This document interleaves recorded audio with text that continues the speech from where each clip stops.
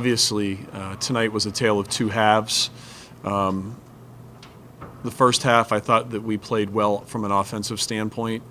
I was okay with our defensive effort in the first half, but still felt like we had defensive breakdowns, and was concerned about that going into the halftime.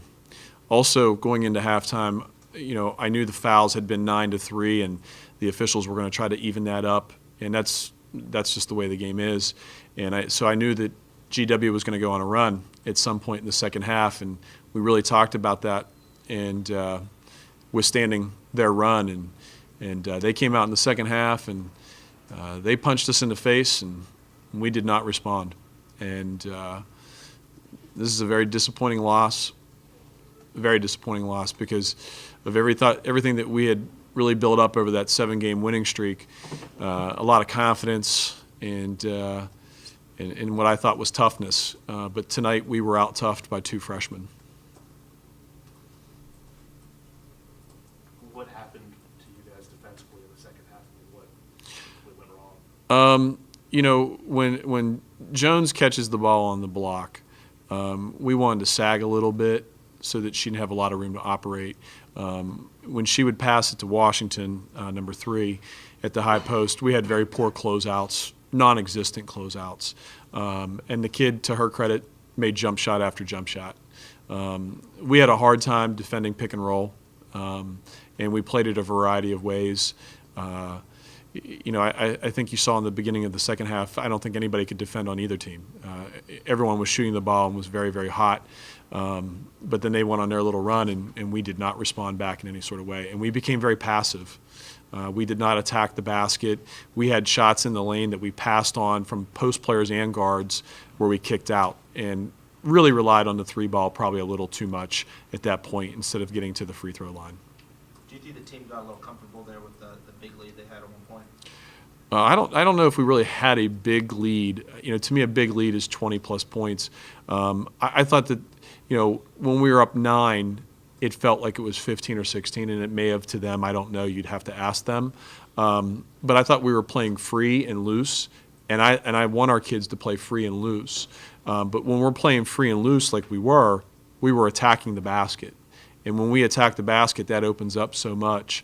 We didn't get Woomy a lot of touches. They were sagging in on Woomy quite a bit. And or she did step up from an offensive standpoint and really answer the bell in that regard.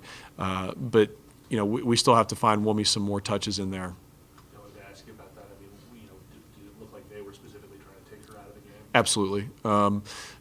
Anytime Woomy caught the ball, if she had a clean catch, it was very difficult because of the way they were guarding her. They had everyone really sagging in. And to her credit, she was able to kick the ball out many times without turning it over, that type of thing. But they were going to take away Woomy tonight, and that was at the detriment of – excuse me. They were going to take Woomy away tonight and say someone else is going to beat you. Oh, you can go ahead. What do you think contributed going into the second media timeout? You guys were shooting 28%. What do you think contributed to that? More of the shot selection or the half-court press that George Washington was running? I don't feel like the press really caused a lot of issues for us overall. Our shot selection in the second half was poor. After the first media timeout, really poor. Because we settled for jump shots. I can think of 3 or 4 occasions where we had the ball in the middle of the lane, and instead of going up strong and getting a foul and getting to the free throw line, we chose to pass it out and shoot a 3 or shoot a long jumper that became contested. And, if we had to do it all over again, we'd be driving the ball a lot more and attacking in the paint a lot more. But the kids took jumper after jumper, and that caused us a lot of heartache tonight. Sort of touched on it earlier, but how much does this set you guys back after that 7-game winning streak? And where do you sort of go from here, big picture? I don't know. To be very honest with you, I don't know. With a win on Saturday, we're still in first place. It's a very big game on Saturday. Anytime we play Dayton, it's a big game. It's a rival game. We consider them to be a rival because they're a very good program, and in some ways we aspire to some of the things that they have done. We have great respect for them. But I've always said that we always celebrate wins to midnight, and we drown our sorrows to midnight. So that's what we're going to do until midnight, and we're going to really worry about this. Tomorrow we'll get up, and before practice we'll watch the second half of this game and really break things down and really see what went wrong, because film doesn't lie, and then we'll move on. Do you think you can consider this game a wake-up call, to use the cliche? I don't know. We'll find out tomorrow in practice. Players talk a lot about this being a game of runs. It seems like it's been a consistent thing throughout the season where you guys have struggled with that early second half run. Is that something, what are you trying to do to address that? Well, to start the second half, we had the ball, and we had a couple good shots there to start the second half, and none of them went. None of them fell in. And then we just exchanged baskets with them.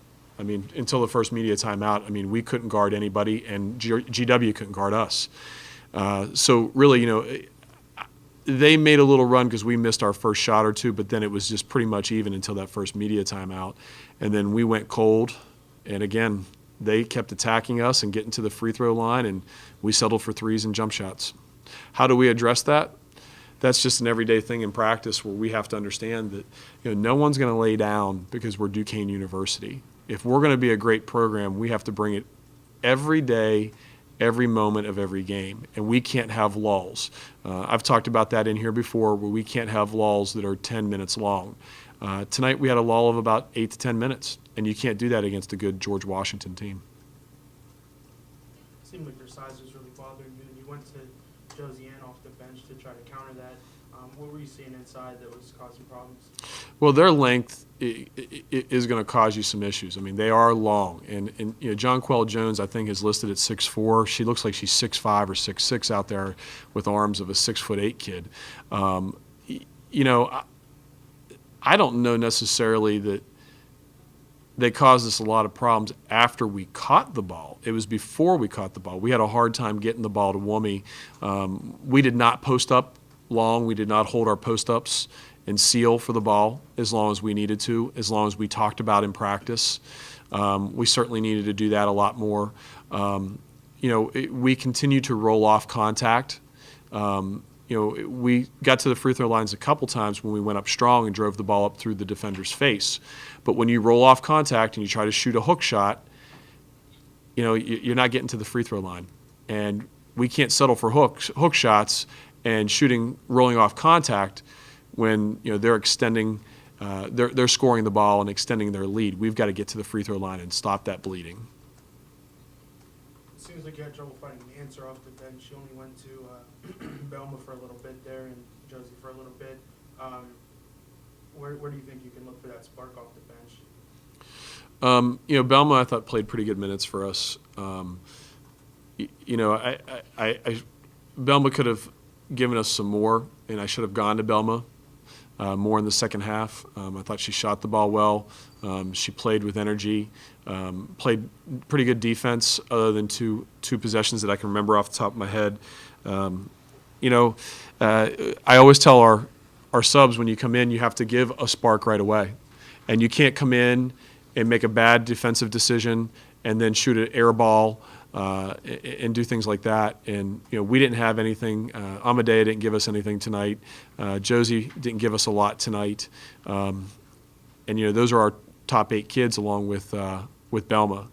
And we've got to find a way to get them to score the ball and be energy when they come into the game.